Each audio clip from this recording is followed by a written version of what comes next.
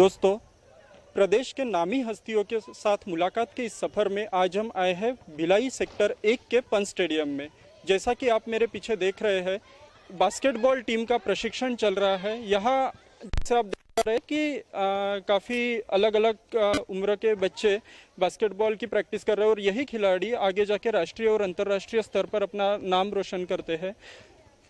यहाँ के प्रशिक्षण की खास बात यह है कि यहाँ की ज़्यादातर खिलाड़ी लड़कियां हैं और जो कि छत्तीसगढ़ के और देश के पिछले इलाकों के गरीब परिवारों से आती है और यहाँ पर बास्केटबॉल का सालों तक प्रशिक्षण पाकर वे आगे जाके अपना राष्ट्रीय और अंतर्राष्ट्रीय स्तर पर नाम रोशन करती है और साथ केवल खेल के ही माध्यम से नहीं बल्कि इनको एक रोजगार की सुविधा भी उपलब्ध कराने की कोशिश की जाती है।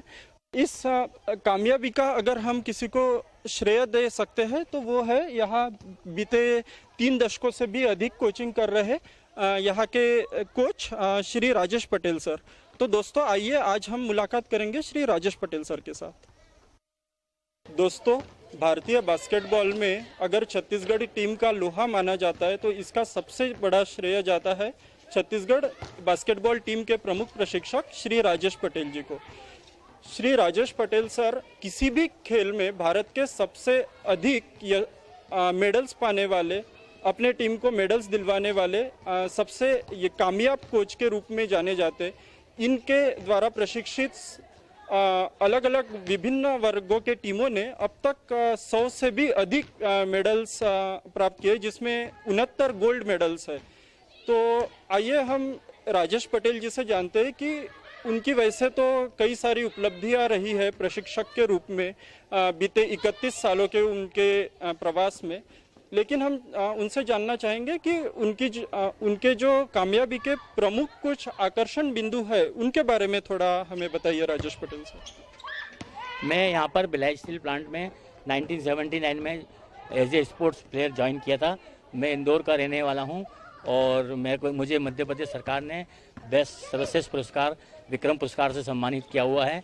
और फिर मैंने 87 में खेल से संन्यास लेके मैंने NIS किया, डिप्लोमा कोर्स किया, पूरे इंडिया में टॉप किया और तब से मैं प्रशिक्षण दे रहा हूं। और मुझे खुशी इस बात की है कि मैं भिलाई स्टील प्लांट में सर्विस करते हुए मैंने भिलाई स्टील प्लांट ने बहुत सहयोग दिया और मेरे पूरे लाइफ भर मुझे ड्यूटी नहीं करने दिया और मुझे सुबह शाम 10 घंटा कोचिंग करने का इसी ग्राउंड पे मौका दिया। इसलिए मैं 38 वर्षों से ये जो ग्राउंड आप देख रहे हैं इसी ग्राउंड पे मैं कोचिंग कर रहा हूँ और एक इंडिया का सक्सेसफुल कोच हूँ। और मैंने तन मन धन से पूरा बास्केटबॉल की सेवा किया है। मैं भी एक गरीब परिवार से था, तो आज मैं सिर्फ गरीब बच्चियों को सिखाता हूँ और उन गरीब बच्चों का भविष्य बनाता हूँ। मेरा एक ही उद्देश्य है कि भारत के समाज में लड़कियों का भविष्य उज्जवल नहीं है। भारत के समाज में लड़कियों को सब छोटा माना जाता है। अगर वो नहीं गरीब लड़कियां नहीं खेलती हैं तो माँ बाप बोझ समझ के शादी कर देते हैं। तो मैंने ऐसी 70 गर्ल्स जिनके घर में खाने का ठिकाना नहीं था उनको तैयार करके, उनको नेशनल प्लेयर बना के, उनको इंडिया प्लेयर बना के उनको मैंने भारतीय रेलवे में रोजगार के अवसर दिलाए हैं। आज वो पूरा 70 लड़कियाँ पूरे अपने परिवार को पाल रही हैं। तो मुझे ये संतुष्टि है कि आज मैं जो काम कर रहा हूँ बहुत अच्छे से कर रहा हूँ। सर, यानी इसका मतलब है कि केवल खेल ही नहीं लेकिन खेल के माध्यम से आप गरीब बच्चों के परिवारों का भी जीवन उनमें खुशहाली लाने का भी प्रयास करते हैं। तो क्या ये हम आपका प्रमुख उद्देश्य मान सकते हैं? प्रमुख उद्देश्य मेरा यही है कि गरीब बच्चों को आगे बढ़ाना। और गरीब बच्चे आज जिनके घर में खाने का ठिकाना नहीं था, जिनके घर में एक टेबल कुर्सी नहीं था, आज एक बात बताऊं आपको, मैं एक ही परिवार के 3 बच्चों को मैंने खिलाया है। एक ही परिवार के 3 बच्चों को मैंने खिलाया है और तीनों इंडिया प्लेयर बने। सीमा सिंह, आकांक्षा सिंह और किरण पाल सिंह, ये तीनों की तीनों आज इंडिया प्लेयर हैं। और तीनों की तीनों आज 2 जने सीमा सिंह और आकांक्षा सिंह रेलवे में हैं और किरण पाल सिंह छत्तीसगढ़ गवर्नमेंट में है। तो इनका परिवार आज, इनके फादर भी सर्विस में है। तो ये सब पूरा परिवार खुश हो गया है। पूरे परिवार में आमदनी होने लग गई है, तो पूरा परिवार आज अच्छे से रहता है। सर हम आपसे जानना चाहेंगे कि बास्केटबॉल में आपके द्वारा प्रशिक्षित कितने खिलाड़ी होंगे जिन्होंने राष्ट्रीय स्तर पर टीम में जगह पाई है, और इनमें से कितने कैप्टन भी बने हैं राष्ट्रीय टीम के, वो थोड़ा अभी बताइए। तक मेरी सिखाई हुई 45 लड़कियां भारतीय विभिन्न वर्गों में, भारतीय सब जूनियर, यूथ, जूनियर और सीनियर में खेली है इंडिया, और इसमें से 9 लड़कियों ने भारतीय टीम की कप्तानी संभाली है। ये मेरे लिए बहुत खुशी की बात है। और साथ में बताना चाहूँगा कि छत्तीसगढ़ सरकार का जो राजीव पांडे अवार्ड है, इसी ग्राउंड से हमारे ग्राउंड की 25 लड़कियों को राजीव पांडे अवार्ड मिला है, और 25 लड़कियों को शहीद कौशल यादव अवार्ड मिला है। किसी भी खेल में किसी भी खिलाड़ी को छत्तीसगढ़ में इतने अवार्ड नहीं मिले। और हमने तो सब जूनियर में एक रिकॉर्ड बनाया है। छत्तीसगढ़ 16 साल से सब जूनियर नेशनल पार्टिसिपेट कर रही है, और 16 साल में 14 साल नेशनल जीती है, और 1 साल सिल्वर है और 1 साल ब्रॉन्ज है। एक भी साल हम बगैर मेडल वापस नहीं आए।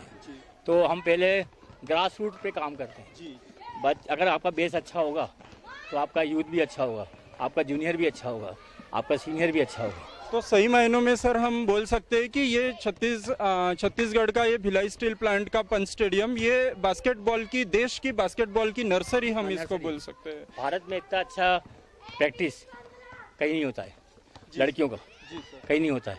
जितना ट्रेनिंग, जितना प्रैक्टिस, हमारा उद्देश्य साल भर हम बच्चों को खिलाते हैं। उनका पूरा हमने एक हॉस्टल बनाया हुआ है गरीब बच्चों का। 20 लड़कियां मेरे घर में रहती हैं और 10 लड़के यहाँ बीएसपी के हॉस्टल में रहते हैं। तो उनका खाना पीना ठहरना सब भिलाई इंजीनियरिंग कॉर्पोरेशन के जो डायरेक्टर मिस्टर राजीव जैन है वो देते हैं। और बाकी ग्राउंड की सुविधा, लाइट की सुविधा और बीएसपी से खेलने की सुविधा सब भिलाई स्टील प्लांट देता है। दोनों के आपस में कोऑर्डिनेट से कारण हम लोग यहाँ आगे बढ़े हैं। सर तो जैसे आपने बताया कि यहाँ पे कई बहुत ही छोटी उम्र से ही बच्चों को निखारा जाता है और उनको फिर बास्केटबॉल प्लेयर के रूप में उनको डेवलप किया जाता है। तो इस चयन करते वक्त क्या कोई क्राइटेरिया होता है आपका? हम हॉस्टल में जो लड़कियाँ रखते हैं उनकी हाइट देखते हैं, उनके पेरेंट्स की हाइट देखते हैं, और उनकी उसको कौन सी क्लास में पढ़ते हैं वो देखते हैं। यदि कोई लंबी लड़की होती है, उसकी एज ज़्यादा भी होती है, तो उसको रखते हैं, क्योंकि बास्केटबॉल में लंबाई का बहुत महत्वपूर्ण स्थान है। आज आपको बताना चाहूँगा कि हमारे घर में एशिया की टॉलेस्ट लड़की पूनम चतुर्वेदी, जी सर, वो मेरे घर में पिछले 7 साल से रह रही है। उसको पूरा फुल स्पॉन्सर बीसी कर रही है। और आज वो यूथ इंडिया भी खेली, जूनियर इंडिया भी खेली और सीनियर इंडिया भी खेली। आज उसको छत्तीसगढ़ सरकार, रमन सिंह ने हमको प्रॉमिस किया है कि उसको हम छत्तीसगढ़ में नौकरी देंगे। जी। अगर राज्य सरकार या निजी कंपनियों की अगर बात करें तो क्या आप बुनियादी ढांचे में बास्केटबॉल के छत्तीसगढ़ में आप अभी भी कमियां पाते हैं, और उसको किस तरह से इम्प्रूव किया जा सकता है sir? Basketball totally indoor game है जी इंटरनेशनल लेवल पे, जी और इंडिया में 90% आउटडोर करा जाता है। जी। और जो भी जहाँ भी इंडोर कोर्ट है वो प्रोफेशनल है। अगर वहाँ आप टूर्नामेंट कराओगे तो पैसा लगेगा, एक दिन का पैसा लगेगा, चाहे और रायपुर का भी कोर्ट ना हो। जी। बूढ़ा तालाब का इंडोर स्टेडियम अगर एक दिन के लिए लेते हैं तो 50,000 रुपये किराया है। जी। तो उसको कौन दे पाएगा? जी। जी। तो मेरा राज्य सरकार से और भिलाई स्टील प्लांट से और बीसी कंपनी से और दूसरी कंपनियों से निवेदन है कि वे इस बास्केटबॉल के परफॉर्मेंस को देखते हुए आगे आएँ और एक ज़मीन का टुकड़ा देके हमें 1 एकड़ ज़मीन का टुकड़ा देके हमारे को एक इंडोर स्टेडियम बास्केटबॉल का सेपरेट बना के देंगे। तो मैं निश्चित रूप से बोल रहा हूँ कि बास्केटबॉल का स्टैंडर्ड एशिया में भी अच्छा हो जाएगा। जी। सर अभी छत्तीसगढ़ सरकार नई खेल नीति लाने वाली है, तो उसमें आप क्या अपेक्षाएं और रखते हैं छत्तीसगढ़ सरकार से?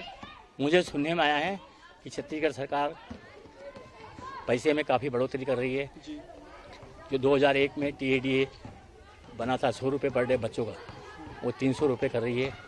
बच्चों के अवार्ड की राशि बढ़ा रही है, और कोचिंग कैंप्स के पैसे भी दुगुने तिगुने कर रही है, और खिलाड़ियों को भत्ता भी 300 रुपये पर डे करने जा रही है, ताकि खिलाड़ी अच्छे से खा सके। और जो स्टेट चैम्पियनशिप कराने के लिए संघ के पास पैसा नहीं रहता है, वो उसको भी 5 लाख, 3 लाख, 2 लाख देने की तैयारी कर रही है। यदि वो हो जाएगा तो हर एक खेल में स्टेट चैंपियनशिप भी होने लग जाएगी और खिलाड़ी भी लगने लग जाएंगे और कैंप भी लगने लग जाएंगे। मेरा छत्तीसगढ़ सरकार से निवेदन है कि अपने खेल नीति में एक और चीज़ को ऐड करें। मैं कई वर्षों से बोल रहा हूँ परंतु मेरी मांग पूरी नहीं हो रही। जी, हम आशा करते हैं कि हमारे मीडिया के माध्यम से छत्तीसगढ़ सरकार आपकी बात सुने और आपकी मांग को पूरे करने की कोशिश करे। सर, हम जैसा कि देख रहे हैं कि नेशनल टीम के लिए नेशनल चैंपियनशिप के लिए आपकी टीम का अभी प्रैक्टिस चल रहा है और कल ही आप निकलने वाले। इतने आपके व्यस्त समय में भी आपने हमको वक्त दिया, इसके लिए बहुत बहुत शुक्रिया सर। Thank you sir.